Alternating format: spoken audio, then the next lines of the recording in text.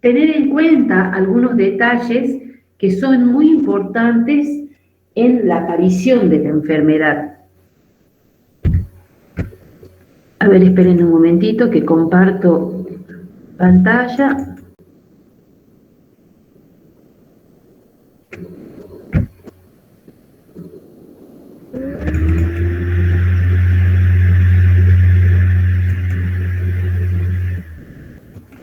Bien.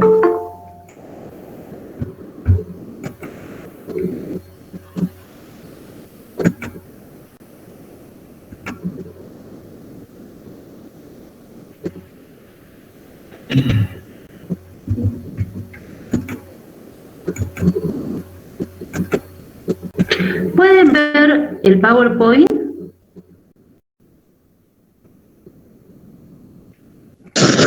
Sí, perfecto. ¿Bien? ¿No el PowerPoint? A ver, esperen un ratito.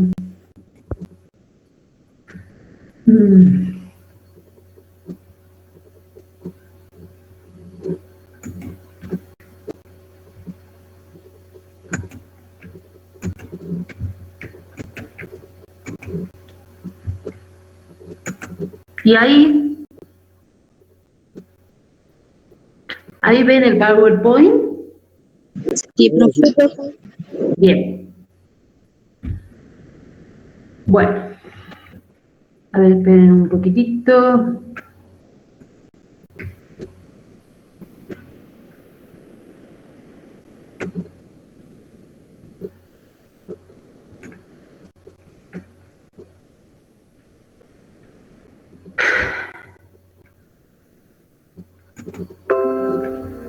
Bueno, entonces, lo que vamos a ver en la clase de hoy es un poco todos los factores, además que de la patogenicidad inherente de cada microorganismo, que hace falta para que se produzca una enfermedad. Entonces nosotros decimos que existe una cadena de transmisión de las infecciones asociadas a la atención de la salud. Existe un lugar que se denomina reservorio, que es donde están estos microorganismos, y que a través de esta vía de transmisión llegan hasta el huésped susceptible, que es el que se enferma. Y existe una puerta de salida, que es si llegara a ser un organismo vivo, algún mecanismo, que ya vamos a ver a qué se llama puerta de salida, y un mecanismo de puerta de entrada, o sea, un lugar por donde entran las bacterias al huésped o al que luego se va a convertir en el enfermo. Es decir, que el reservorio siempre es un organismo vivo, animado, es decir, que tiene vida, pero también un reservorio puede ser un objeto inanimado, ¿sí? Bien, ¿cómo se produce esa cadena de transmisión? Es decir, para que llegue el microorganismo infeccioso hasta el huésped susceptible y le produzca la enfermedad. Primero, este microorganismo tiene que encontrarse en una cantidad considerable en el reservorio, que decíamos que los reservorios pueden ser animados o inanimados. Dentro de los reservorios animados que tienen este microorganismo infeccioso, podemos pensar que son los mismos pacientes enfermos, los profesionales de la salud, que muchas veces se comportan como portadores, los visitantes, medios inanimados como pueden ser las piletas de lavado, las toallas, la sábana mal lavada, superficies e instrumental, ¿sí?, que se utiliza en la atención del paciente, y sobre todo equipos biomédicos que no son desinfectados antes de su utilización, como pueden ser las mangas que se toma a la presión, o sea, el estetoscopio, puede ser el electrocardiograma, ¿sí? O sea, los equipos médicos se transforman en reservorio cuando, de alguna forma, no se desinfectan y poseen el microorganismo infeccioso. Este reservorio tiene una puerta de salida, que en el caso de un objeto animado, como pueden ser los pacientes, los profesionales, los visitantes, puede ser a través del aparato digestivo inferior, o sea, a través de las heces, puede ser a través de las vías aéreas superiores, ya sea por las gotitas de Führer cada vez que nosotros hablamos, por un estornudo, por la tos. También es una puerta de salida la piel, que de alguna forma no tiene esa superficie continua, como puede ser un paciente quemado, ¿sí? Que entonces, al haberse quemado la piel, está expuesto las capas profundas de la piel o los tejidos, y ellos se constituyen en reservorio. Entonces, esa solución o esa parte del cuerpo humano que no tiene bien la piel puede ser un reservorio de microorganismos. Y después tenemos el mecanismo de transmisión, que es cómo se traslada el microorganismo desde esa puerta de salida, que puede ser, por ejemplo, un estornudo, pueden ser los vómitos, puede ser una tos, cómo entra en contacto con el sitio del huésped susceptible, ¿sí? A través del ingreso por una puerta de entrada. Las puertas de entrada son bastante similares, si se fijan, a las puertas de salida, porque estamos hablando de la puerta de entrada de microorganismos como las vías aéreas superiores o mucosas de la cara, ¿sí? Con esto del coronavirus, como en un principio se daba de transmisión aérea, entonces la puerta de entrada era las mucosas y el aire que entra, y por eso el uso de los EPP, que son los elementos de protección personal, como el barbijo, los lentes, ¿sí? Porque esas puertas de entrada, esas puertas de salida se convierten en puerta de entrada de acuerdo a quién hablamos, si del enfermo o del paciente susceptible que va a adquirir esos microorganismos, ¿sí? Aparato genitourinario también. Y bueno, y estas puertas de entrada, como les decía, están en contacto con el huésped susceptible, que es quien va a tener los síntomas de la enfermedad. Entonces, ¿qué es importante en una... Profe, Sí, hay dos compañeras que quieren entrar, si las puede aceptar, por favor. a ver, esperen un ratito que tengo que dejar de compartir. Hay uno solo, no estaban los dos. Si le pueden decir al compañero que se conecte. Juliana y Nancy, decía. A ver, ahora le digo. Ahí están todos. Bueno, ahí los acepté a todos.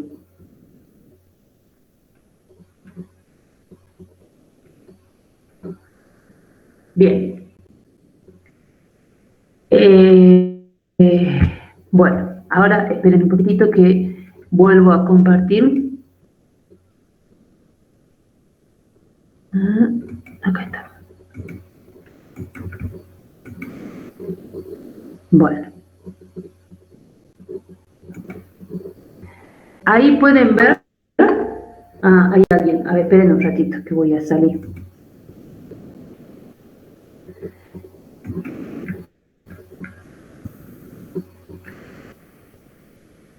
Bueno.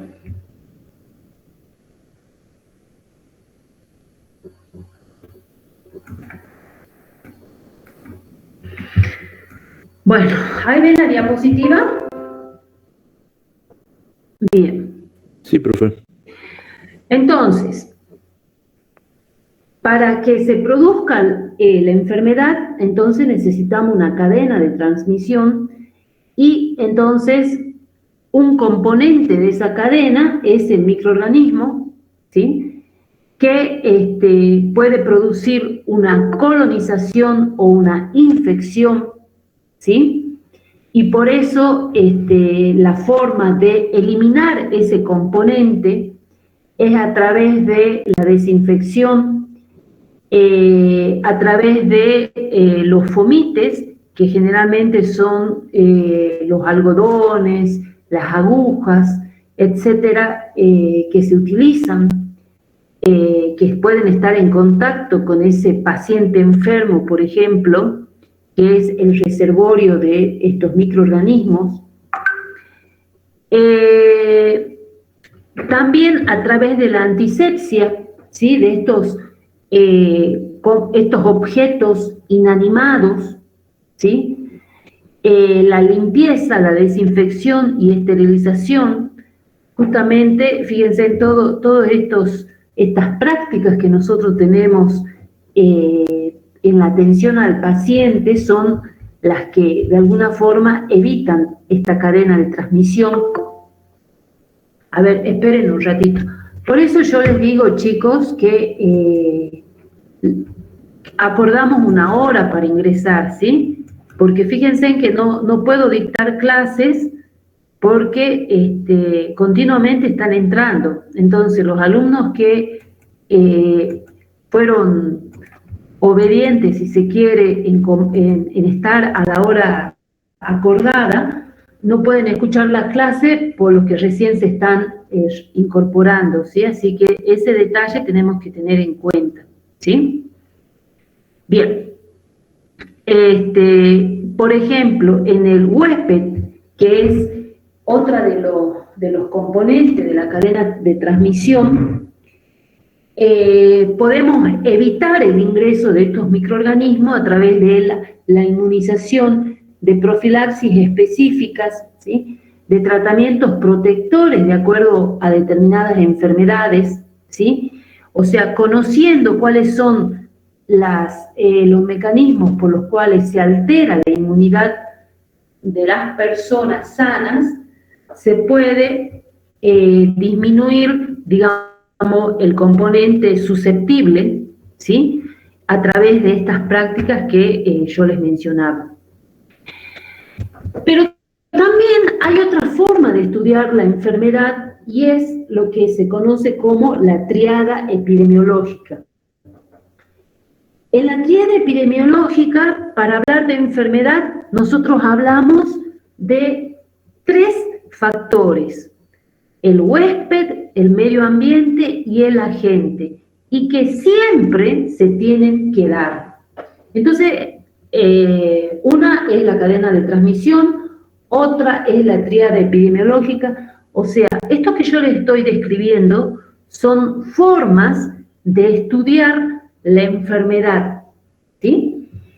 En el primer caso, en la cadena de transmisión, que hablábamos de el microorganismo, la puerta de salida, el reservorio, el mecanismo de transmisión, la puerta de entrada, el huésped susceptible, de alguna forma, controlando cada uno de estos componentes, evitamos que aparezca la enfermedad. Esta que están viendo ustedes en la diapo es otra forma, que es lo que se llama la tríada epidemiológica, que siempre están presentes, ¿sí? El huésped es la persona que va a desarrollar la enfermedad. El medio ambiente es todo lo externo que rodea a ese huésped y que hace posible que la gente entre en contacto con el huésped, y el agente, que es el nexo, o mejor dicho, el que provoca la enfermedad. Si nosotros estamos hablando de enfermedades infecciosas, este agente es una bacteria. El medio ambiente puede ser, por ejemplo, todo lo externo al huésped, que puede ser, por ejemplo, el uso de vasos contaminados, el uso de toallas, o sea, todo lo externo con el cual el agente llega al huésped. Por ejemplo, en los lugares cálidos, el medio ambiente favorece la presencia de parasitosis, ¿sí? Nosotros acá en Jujuy, toda la zona del ramal es una zona donde hay muchos parásitos, ¿sí? ¿Y por qué es eso? Porque ahí el medio ambiente es muy propicio por los calores que hay para la presencia de los parásitos. ¿Y cuál es el huésped preferido por los parásitos? Y los niños, ¿por qué? Por sus hábitos, porque los niños generalmente están en el suelo, juegan con tierra, ¿sí? Entonces, esto es el estudio de la enfermedad a través de lo que se llama la triada epidemiológica. Y después, la otra forma es estudiando lo que se llama la historia clínica de la enfermedad. Esta sería la tercera forma. Entonces, teníamos la primera como cadena de transmisión, segundo, la triada ecológica, tercero, historia clínica de la enfermedad. En este caso es digamos, un estudio a través del tiempo y en el cual nosotros podemos identificar 3 momentos. Un primer momento que llamamos periodo prepatogénico, en el cual no hay síntomas clínicos, ¿sí? También se conoce como periodo de incubación. Y acá, para que exista ese periodo patogénico, volvemos a decir que necesitamos un huésped que sea susceptible y que esté a expensa de estos mecanismos de los microorganismos, o sea, de la virulencia. Bueno, produce un estímulo que termina provocando la enfermedad con síntomas y ahí entramos en un periodo patogénico, que hay una reacción del huésped al estímulo y que abarca distintas etapas como un estadio presintomático, que no tenemos ningún tipo de síntomas, y después un estadio de enfermedad clínica en el cual hay signos y síntomas que a veces son generales y que a medida que va avanzando la enfermedad va definiéndose hacia algún tipo en específico y que puede tender a la cronicidad, a la incapacidad y a la muerte, ¿sí? O salir de ese periodo patogénico, entrar en lo que se llama la muerte, en un periodo de incapacidad o un estado crónico, es decir, un estado que no termina de curarse, sino que hace periodos donde aparecen otra vez todos los síntomas y periodos donde no aparecen los síntomas, ¿sí? Entonces, un estudio de la enfermedad a través de la historia clínica es hablar de 3 periodos, un prepatogénico, un patogénico y un resultado, ¿sí? Estos periodos son iguales para todos los agentes infecciosos como virus, parásitos y bacterias sobre todo, ¿sí? Yo acá les decía que hay signos y síntomas que generalmente cuando se produce el ingreso a un huésped susceptible, nosotros podemos encontrar fiebre, edematización en la zona, ¿sí? O si no, por ejemplo, hay determinadas enfermedades que dan signos característicos, como puede ser, ayer le mostraba a los chicos cuando esta semana la sífilis, que la sífilis es una enfermedad de contacto sexual, cómo se ve como síntoma el chancro sifilítico, que es bien característico, ¿sí? Puede haber, si llegara a ser sífilis, una inflamación de los ganglios linfáticos de la zona, y bueno, y después a medida que va avanzando la enfermedad, vamos teniendo características que son propias, como por ejemplo los gomas sifilíticos, que es en el periodo terciario de la enfermedad que aparece, que se caracteriza por ser formaciones tumorales, ¿sí? Bien, entonces, ¿quedó alguna duda? Voy a dejar de compartir para ingresar al compañero. ¿Quedó alguna duda con esto que les mostré? Con respecto, por ejemplo, a la triada ecológica, a la cadena de transmisión y a la historia clínica de la enfermedad. Profe, yo tengo la duda ahí con lo de la cadena de transmisión, no me quedó claro. Sí, adelante. ¿Cuál es la pregunta? Inés, ¿no? No, Vanessa. Pregunté, profe, Vanessa preguntó. Ah, Vanessa, bien. Sí, lo que pasa es que no me deja ver cuando estoy compartiendo. Sí, a ver, te escucho, Vanessa, con respecto a la cadena de transmisión, a esto. Lo están viendo, ¿no?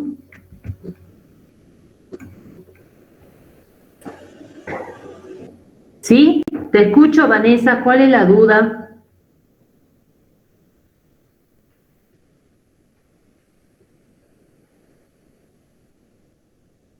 Hola, ¿me escuchan, chicos? Sí, profe, se escucha. ¿Y Vanessa?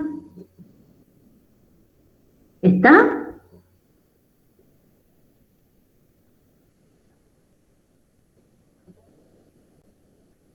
A ver.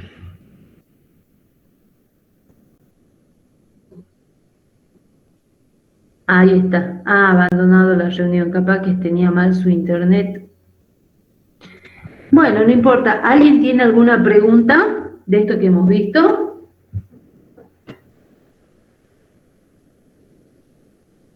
Estos modelos que yo les muestro son modelos que permiten entender un poco más la enfermedad, ¿sí?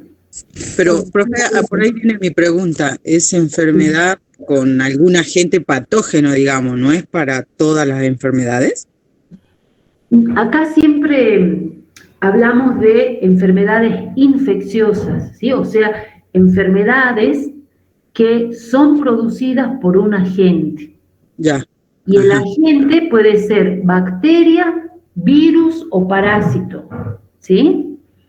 No es una enfermedad como, por ejemplo, la diabetes o la hipertensión arterial, que esas son enfermedades crónicas no transmisibles, ¿sí? Por eso se llaman no transmisibles, porque, bueno, la causa es más bien orgánica, ¿sí? De la hipertensión, de la diabetes, ahí hay una falla de los órganos y los sistemas.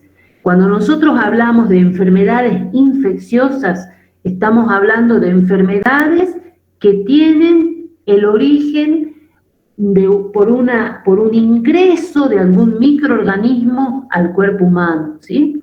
O sea, enfermedades infecciosas son el paludismo, el Chagas, la sífilis, ¿sí? A ver, ¿qué otra? La neumonía, la meningitis, ¿sí? Esas son enfermedades que tienen un agente etiológico, un agente causante que se llama.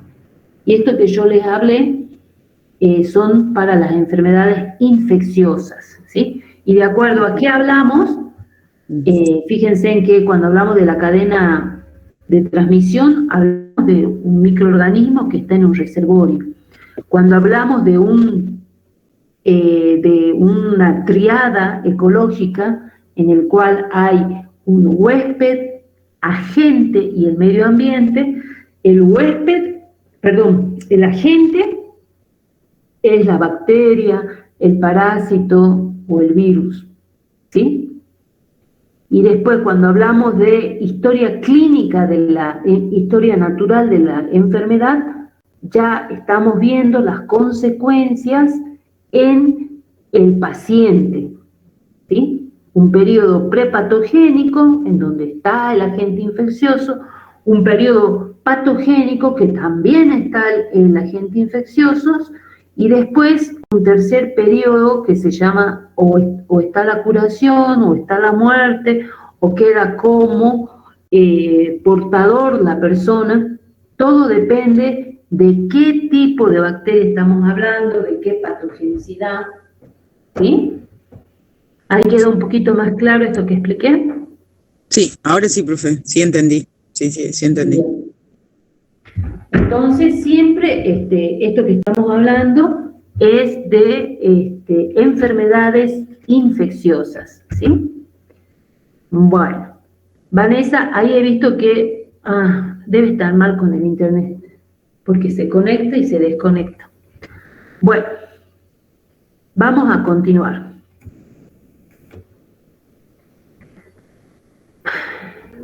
Bueno, pueden ver la pantalla, ¿no? Sí, profe. Bueno.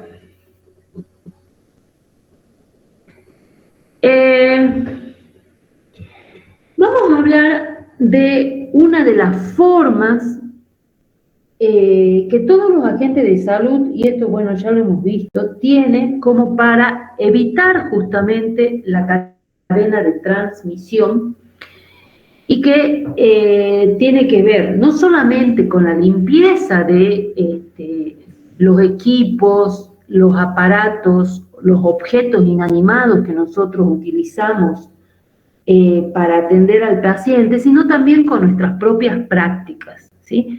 Las prácticas, sobre todo, de la higiene de mano, que, bueno, con esto de la pandemia que hemos vivido, se propagó mucho.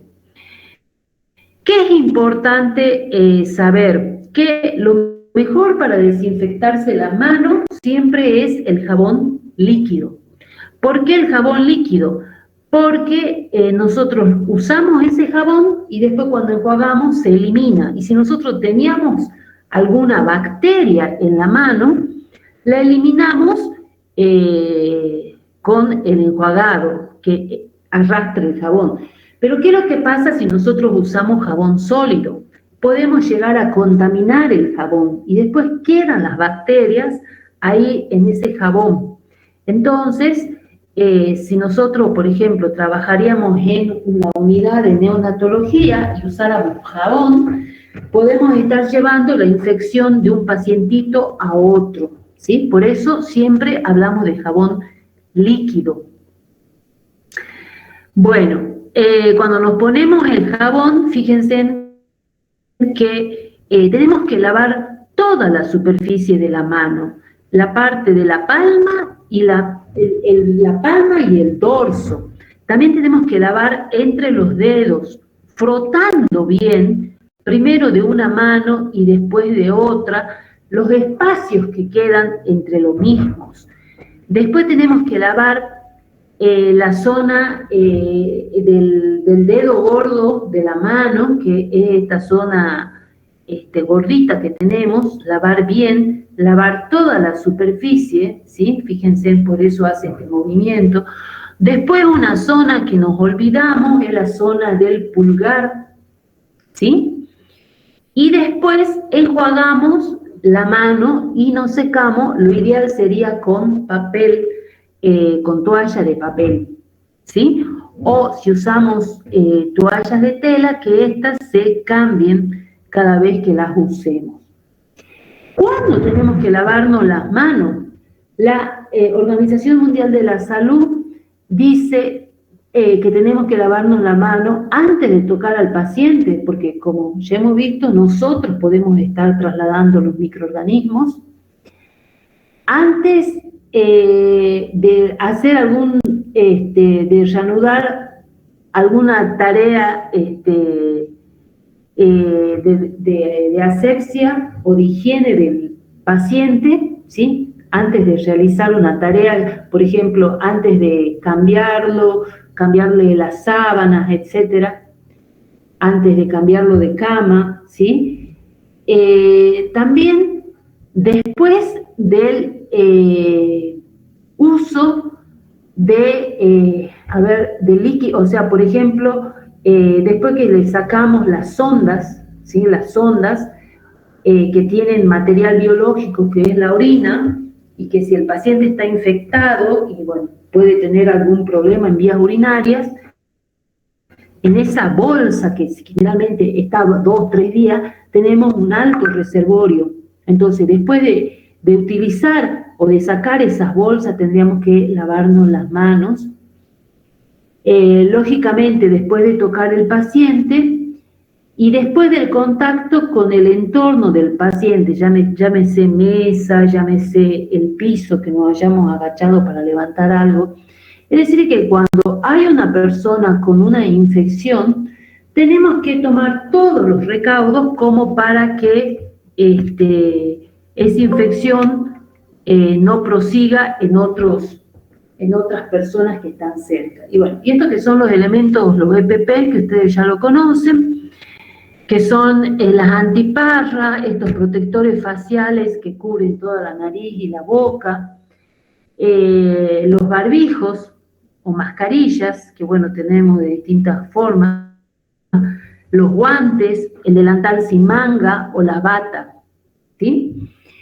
Yo aquí les he puesto, porque con esto del virus se difundió mucho el tema de la mascarilla N95, que se llama, y que ¿qué significa N95? Así como hay N95, fíjense, hay R95, N99, y depende el filtro que tiene esa mascarilla. ¿Qué es el filtro? No es otra cosa que un material que deja o no pasar de acuerdo al tamaño de lo que nosotros queramos que no pase. ¿Sí? Entonces, siempre es para filtrar, ya sea para evitar que ingrese o que egrese, porque acuérdense que si nosotros mismos estamos enfermos, nosotros estamos de alguna forma, y si tenemos el barbijo puesto, contaminando Entonces, ese filtro lo que hace es retener partículas entre 0,1 y 0,3 ppm, y que sea N95 significa que se eliminan el 95% de las partículas que haya. En cambio, si es 99, significa que se va a eliminar prácticamente el 100% o el 99% de los microorganismos. O sea, el número nos está indicando el porcentaje de partículas que retiene, ¿sí? Y después tenemos otra sigla que acompaña a estos números, que puede ser el N, el R, el N que no es resistente, el R que es resistente, y el AP que es a prueba de aceite. Entonces nosotros, de acuerdo a lo que queremos evitar contagiar o ser contagiados, es el filtro que vamos a utilizar. ¿Sí? Bien, y vamos a empezar ahora con otro tema, que es alguna pregunta de esto poquitito que les expliqué con respecto a los EPP. EPP se llama los elementos de protección personal. Y acuérdense, sí. N era no resistente, no es resistente, R resistente, ¿y qué otra palabra dijo? P, que era resistente a prueba de aceite. ¿Sí? Bien, gracias, profe. Sí, está bien. Profe. Sí. Y hay un barbijo que se llama KN95, ¿ese que cómo es? Y la verdad que no sabría. Algo debe significar, pero sí, no. Tendríamos, a ver, esperen un ratito. Le vamos a preguntar a Google, KN95. Sí. KN95. ¿Qué es un barbijo KN95? Purificador de aire que cada uno de N95, N99 es un filtro, ¿sí? O sea, deja o no pasar partículas, ¿sí? Entonces, el KN95 dice que está diseñado para retener partículas y neblinas sólidas libres de aceite y tiene una eficiencia mínima del 95%. Las mascarillas desechables KN95 Suncar están envueltas individualmente y están registradas por el ANMAT. A ver, esperen un ratitito. ¿Cómo reconocer un KN95 original? La verdadera mascarilla, porque hay muchas cosas falsas, ¿sí? Salían vendiendo estas mascarillas diciendo que eran las aprobadas por el CONICET y después se descubrió que había una fábrica trucha de esas.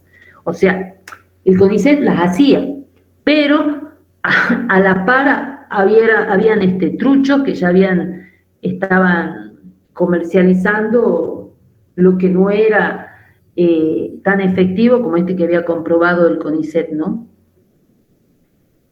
Bien, a ver. Esperen un ratitito.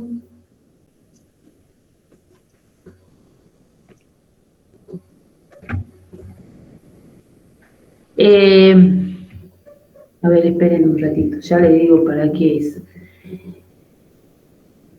Cada una de esas están a 650 en Pharmacity y responden a, por ejemplo, a las exigencias de China, ¿sí? Para certificar su rendimiento como la eficiencia del filtro, agente de prueba.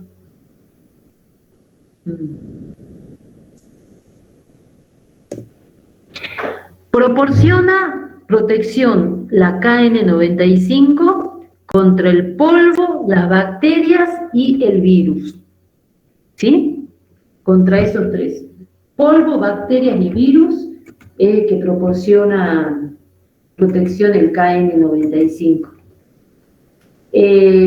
Lo que yo creo que por ahí un tipo de este tipo de mascarilla no es que sea más eficiente, sino que lo que hace es el uso.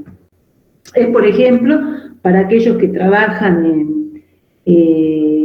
por ejemplo, ¿han visto esta fábrica de cemento, Los Tilianes, que está yendo para el norte? Bueno, ahí tenemos mucha contaminación de polvo, entonces ahí hace falta retener la absorción de ese polvo que está suspendido, porque después puede producir enfermedades, ¿sí?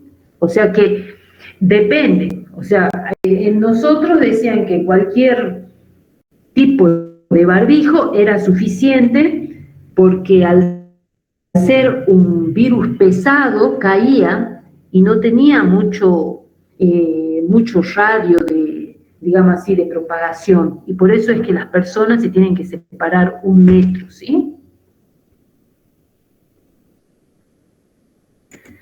Bueno, ¿alguna otra preguntita si no empezamos con este otro tema de infecciones nosocomiales? ¿Quieren hacerme alguna pregunta, chicos?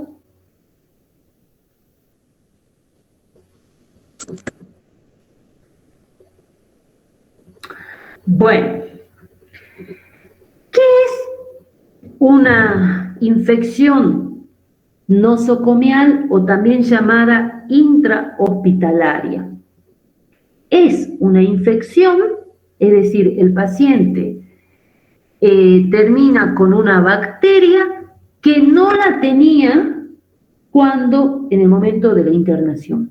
Es una infección contraída en el hospital por un paciente internado por una razón distinta a esa infección. Es el típico caso del paciente que se interna porque su glucemia estaba alta y termina con una infección urinaria, termina con una neumonía, ¿sí?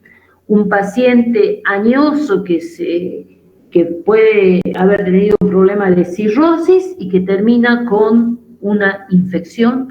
Un paciente que entra por una quebradura y termina con una infección, o pacientes que ingresaron para operarse de cálculos. O sea, cualquier paciente que ingrese por una causa totalmente distinta al agente etiológico con el que después termina con una enfermedad, es lo que se llama una enfermedad o una infección, nosocomial o intrahospitalaria.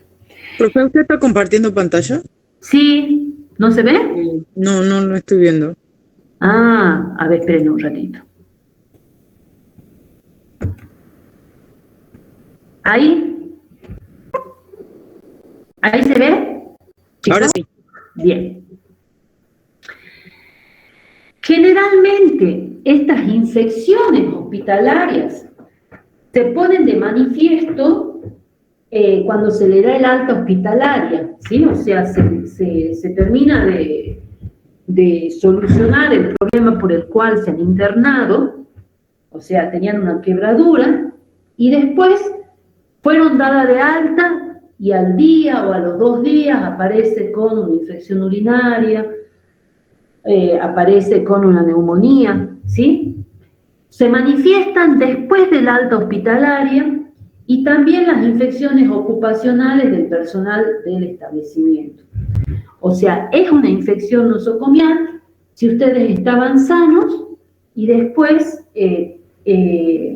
trabajando en el hospital, adquieren una enfermedad que puede haber sido adquirida justamente por el trabajo que ustedes realizan, ¿sí? Esas son las definiciones de lo que es una infección nosocomial o intrahospitalaria. Hay distintos tipos de infecciones nosocomiales, ¿sí? ¿Y cuáles son los criterios para decir, bueno, una infección nosocomial? Puede ser, por ejemplo, una infección en una cirugía, ¿sí? Que se manifiesta con una secreción purulenta, absceso, celulitis difusa, ya sea en el sitio, mejor dicho, en el sitio de la intervención, al mes siguiente de la operación, ¿sí? Son esos pacientitos que entraron, esto por ejemplo, una infección del sitio en una intervención quirúrgica, fue lo que le ocurrió, por ejemplo, a mi hermana. Mi hermana ingresa por un cuadro de apendicitis, le sacan el apéndice y sin querer, o sea, sí, desconociendo el médico, le deja un pedacito del apéndice que no se vio. Entonces ella al mes debuta con fiebre, tenía como 18.000 blancos, o sea, tenía una infección terrible. La vuelven a internar después de haber sido dada de alta y todo, y en esa segunda oportunidad ya tenía una infección generalizada que le termina provocando, digamos así, la pérdida de un ovario. A ella le tienen que sacar un ovario porque era tan grande la infección que tenía, y es el típico caso, ¿sí? Se opera por una cosa y por una mala praxis, en este caso, termina siendo una peritonitis. La peritonitis es todo lo que es itis, es inflamación, como yo les decía. La peritonitis es la inflamación del peritoneo, y el peritoneo es un tejido que rodea todos los órganos del aparato digestivo. Es muy finita, ¿sí? Es como una... No es como un tejido, es como... sí, tejido, pero muy finito, ¿sí?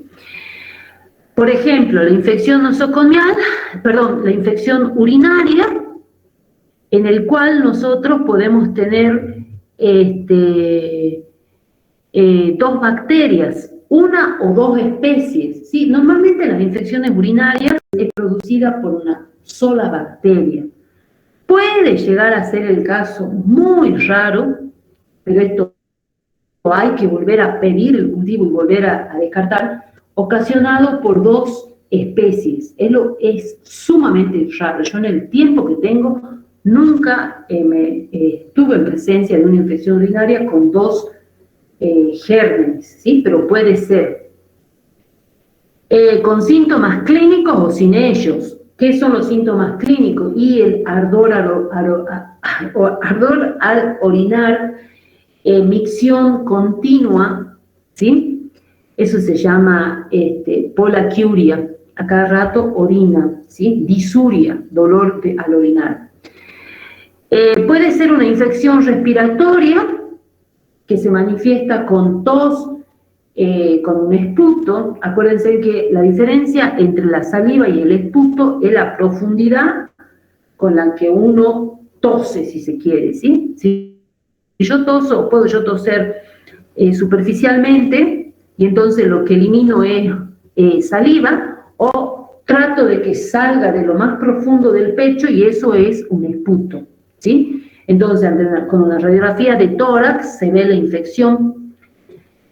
Puede haber una infección del sitio de inserción de un catéter vascular a los pacientes que van a cirugía.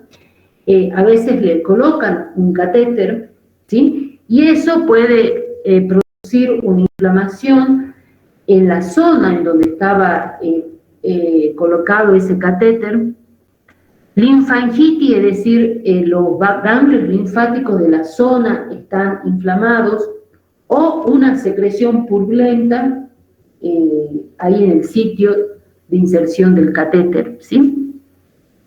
También podemos tener una septicemia, que la septicemia es una infección generalizada que principalmente la bacteria está en toda la sangre, ¿sí? Entonces la sangre es una septicemia porque la sangre circula por todo el cuerpo, y entonces significa que la bacteria va a cada uno de los órganos y ataca cada uno de los órganos. Por eso la septicemia es una condición clínica que debe ser rápidamente neutralizada, porque un paciente se muere con una septicemia no controlada, y que generalmente se presenta con fiebre, escalofrío de la fiebre, y si nosotros cultivamos la sangre, obtenemos el agente etiológico, ¿sí? O sea, estas son las formas a veces que tiene de presentarse una infección nosocomial. Pero ¿cuáles son los sitios de infecciones nosocomiales más comunes? ¿Sí? Esto es una encuesta que se hizo. Fíjense, las más comunes son las infecciones urinarias, ¿sí? Después siguen las de las vías respiratorias, seguida por los sitios de intervención quirúrgica. A veces en la piel y tejidos blandos podemos tener, se llama celulitis, ¿sí? Y bueno, y después el resto es muy poquito. Oído, nariz, fíjense en que es muy poquita, el porcentaje, el sitio de inserción de un catéter, y bueno, y otros sitios. Lo más frecuente entonces, que de todo este cuadro, que es lo más importante, que las infecciones nosocomiales más frecuentes son las infecciones urinarias y de las vías respiratorias inferiores, ¿sí? Y heridas quirúrgicas también, ahí le he puesto más frecuente, heridas quirúrgicas, vías urinarias, vías respiratorias inferiores. Ahora, la neumonía, que es tiene que ver con la infección en los pulmones. Para decir que hay neumonía hay varios criterios clínicos y radiológicos inespecíficos. Una es la placa radiográfica, ¿sí? O sea, en la placa radiográfica, cuando nosotros, por dicho, el médico ve una opacidad en donde están ubicados los pulmones, puede sospechar una neumonía.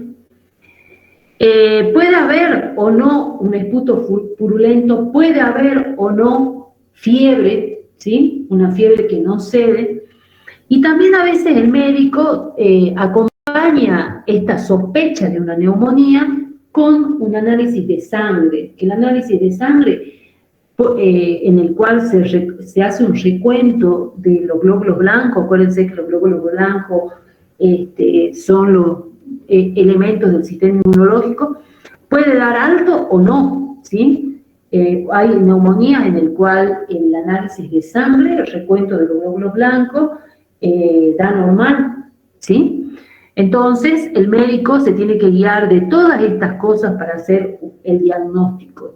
Es el conjunto de todos estos signos y síntomas lo que terminan dando el diagnóstico y no uno solo, ¿sí? O sea, que se entienda, no se hace un solo análisis, se hacen varias pruebas para llegar a un diagnóstico. ¿En qué lugares tenemos más frecuentemente estas infecciones nosocomiales? Y en las unidades de cuidados intensivos, ¿sí? Y en los pabellones quirúrgicos y ortopédicos de atención de enfermedades agudas, ¿sí? O sea, en estos sitios hay una máxima prevalencia, es decir, donde más frecuentemente las personas adquieren la infección nosocomial.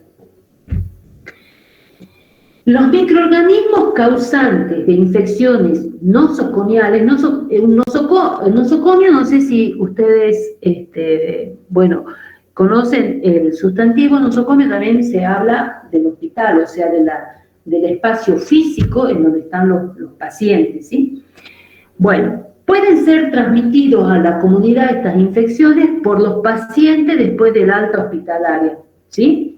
Porque esos gérmenes están en el nosocomio y la persona que traslada eso afuera lo lleva, ¿sí? Entonces, el personal de atención de la salud y los visitantes son personas que pueden llevar estas infecciones que se producen dentro del hospital afuera.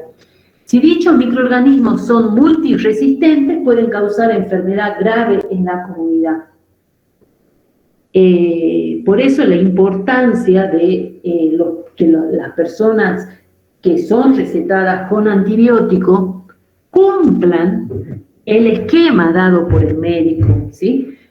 Porque ¿qué es lo que pasa? Se siente bien y automáticamente abandonan la medicación. Y eso hace que el germen que tenía seleccione de alguna forma las cepas resistentes que no eliminó el antibiótico, pero como no se siguió con el antibiótico, ellas quedaron, mataron las cepas más sensibles, pero quedaron las cepas resistentes, y esas cepas resistentes, cuando otra vez después se le da el antibiótico, el mismo antibiótico, ya adquirió una capacidad de resistir ese antibiótico y no le hace nada, ¿sí? Y a veces tenemos casos de personas, generalmente son los más desprotegidos, los niños y ancianos, que adquieren gérmenes multiresistentes y en el cual, si bien ellos nunca visitaron un hospital, se les tiene que dar antibióticos muy fuertes. Por eso la importancia de controlar las infecciones nosocomiales, ¿sí?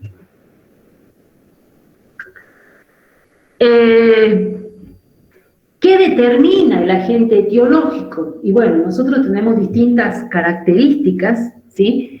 Fíjense, todos estos años estuvimos trabajando con microorganismos en los hospitales.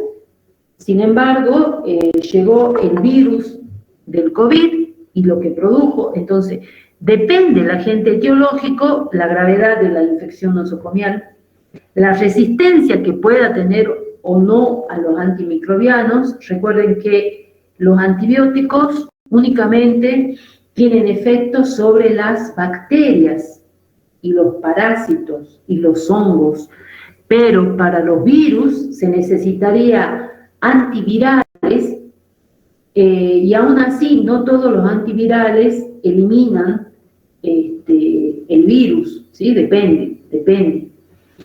La virulencia intrínseca, que significa que hay bacterias, por ejemplo, que tienen tal arsenal de constituyentes de la bacteria que lo hacen que cause siempre enfermedad, ¿sí? Como por ejemplo, yo les mencionaba el Staphylo aureus, que es una bacteria que tiene muchas enzimas, tiene muchas toxinas que hacen que sea virulento cuando se propaga dentro de un huésped susceptible.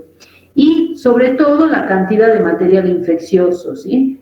Porque cuanto mayor es el inóculo que se llama, más probabilidad tiene la bacteria de multiplicarse y de que el sistema inmunológico no actúe, porque no es lo mismo que te ataque 1 o 2 personas a que te ataquen 100, ¿sí? Bueno, lo mismo pasa con el tema de la enfermedad. Y lógicamente, la vulnerabilidad de los pacientes, que puede ser debido a la malnutrición, ya sea o porque no se alimentan bien, o en los hospitales hay muchas personas alcohólicas, ¿sí? Los pacientes alcohólicos generalmente son personas malnutridas que se alimentan mal por sus hábitos de la bebida, ¿sí?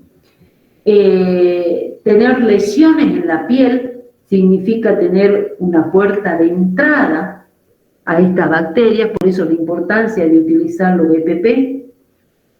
Otras enfermedades, como puede ser la diabetes, por ejemplo, las enfermedades autoinmunes, el tener cáncer, la edad, ¿sí? Los niños y los ancianos son los más susceptibles. Puede ser de acuerdo a procedimientos diagnósticos o de tratamiento, ¿sí? Por ejemplo, no sé si ustedes recuerdan esta periodista que murió cuando le estaban haciendo una endoscopía. En este caso no fue una enfermedad infecciosa, pero bueno, toda intervención del área de salud implica un riesgo y por eso hay que pedir el consentimiento informado para hacer cualquier estudio, ¿sí? O sea, no solamente el consentimiento informado se da, por ejemplo, para aceptar que se haga o no un HIV, sino también para cualquier procedimiento diagnóstico, ¿sí? Por ejemplo, para hacer endoscopía, para hacer, ¿cómo es que se llama? Este análisis, para estudiar todo lo que es el intestino, que también es una técnica invasiva, o para hacer estudios radiológicos en los cuales el paciente tiene que tomar algún líquido de contraste. Bueno, todos estos procedimientos pueden ser peligrosos y por eso es importante tener el consentimiento informado y que la persona sepa a qué se está exponiendo, ¿sí? Porque los juicios generalmente tienen que ver porque nadie les explicó qué le iban a hacer, ¿sí? Inclusive hasta para sacar sangre, más vale que tiene que tener el consentimiento informado, pero por ejemplo para la extracción de líquido cefalorraquídeo, o sea, todas las prácticas que se usan, que usamos diariamente en salud, tiene que tener el consentimiento informado, porque de alguna forma el paciente queda vulnerable ante la falta de experticia nuestra al no saber hacer algún procedimiento, ¿sí? Y también hay vulnerabilidad cuando hay contaminación, ¿sí? Porque cuando hay contaminación por ejemplo, instrumentos que tienen que estar estériles y están contaminados con bacterias y lógicamente la persona que está en contacto con estos instrumentos puede adquirir la enfermedad. Los pacientes hospitalizados que tienen infección o son portadores de microorganismos patógenos son focos potenciales de infección para los demás pacientes y para el personal de salud, ¿sí? O sea, esto nunca hay que olvidarse, que un paciente que tiene una infección es un foco de infección para otros pacientes que están por otras patologías y para el personal de salud que es el que los atiende, ¿sí? ¿Qué es la resistencia bacteriana? Y las cepas son cepas o un grupo de bacterias que aún con antibiótico persisten, o sea, siguen vivas, ¿sí?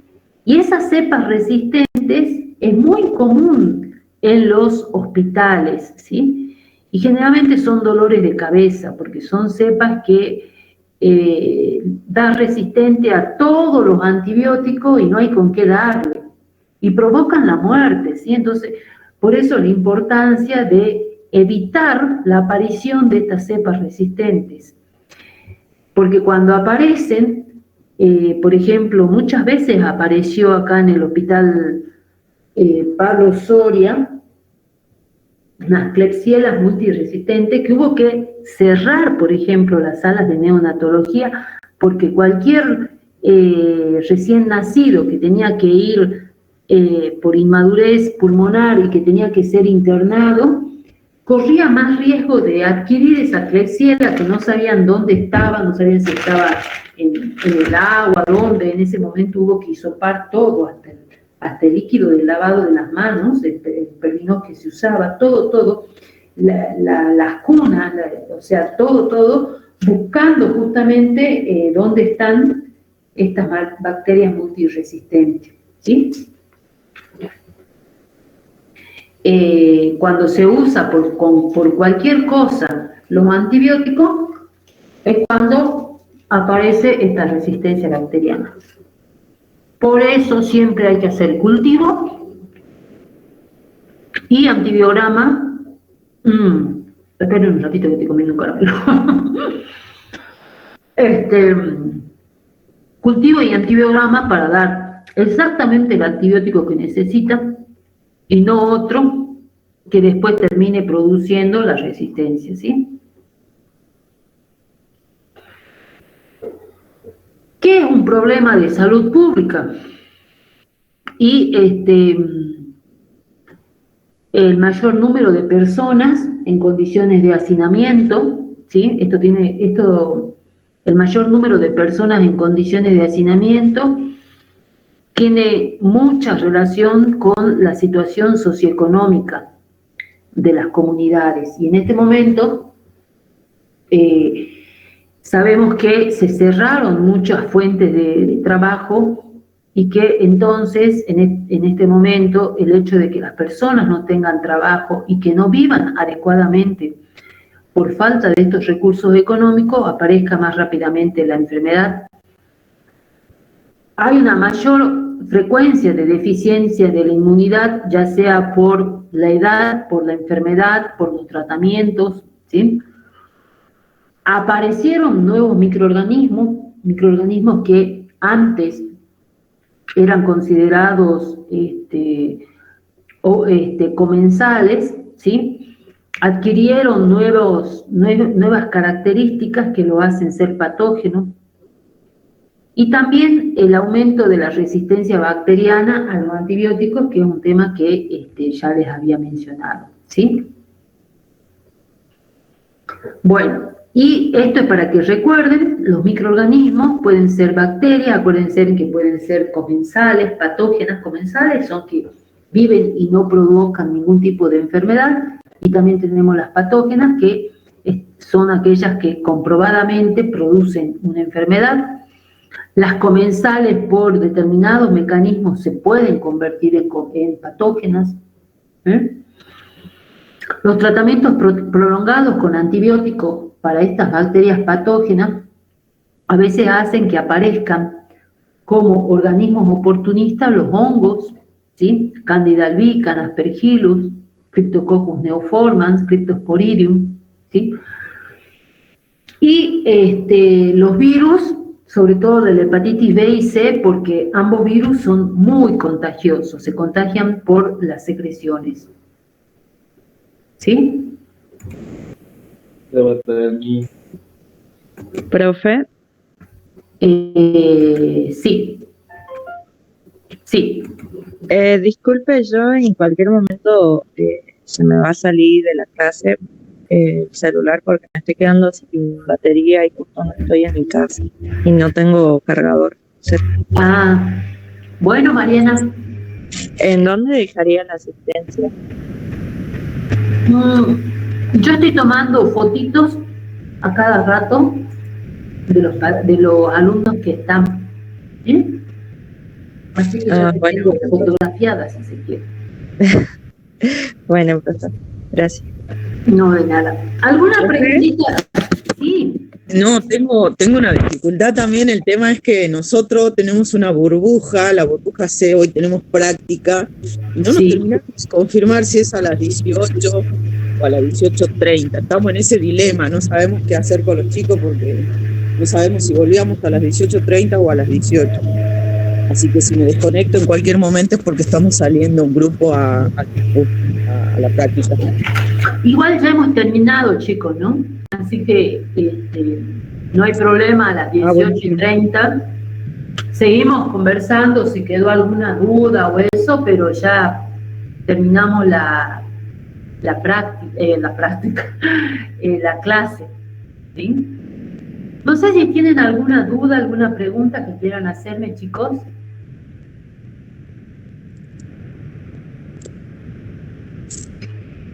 Esta clase más de concientización, porque fíjense que todo lo que yo digo, de alguna forma lo saben, nada más que por ahí, cuando uno trabaja, sobre todo en las actividades que a ustedes les toca, tienen que tener esa conciencia, ¿sí?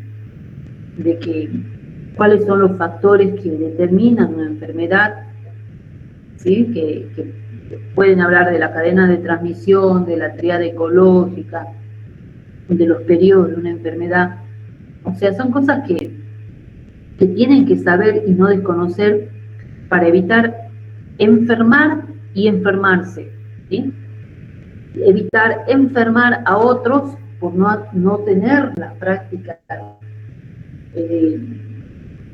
que evitan la transmisión, ¿sí? El lavado de manos, el uso de los EPP, ¿sí?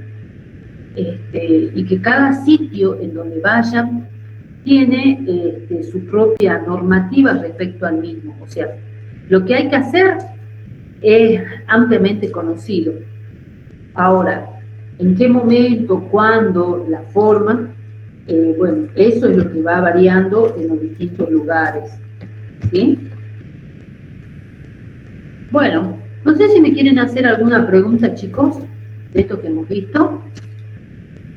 La clase que viene, a ver, esperen un ratito que dejo de grabar. La clase que viene,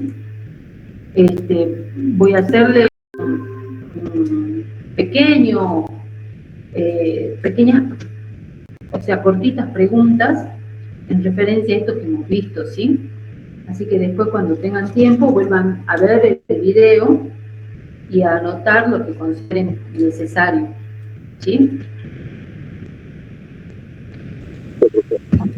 Sí, profe. ¿Alguna pregunta que me quieran hacer, chicos? Ahora podemos terminar más temprano, porque como no hemos hecho descanso, ni mucho menos.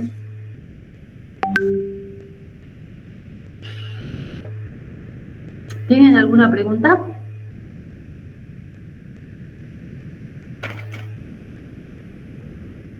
Bueno, de mi parte ninguna. Bueno, gracias, Marcelo. Bueno, nos vemos el próximo miércoles. ¿Les parece? Bien, profe. Bueno, profe. Bueno,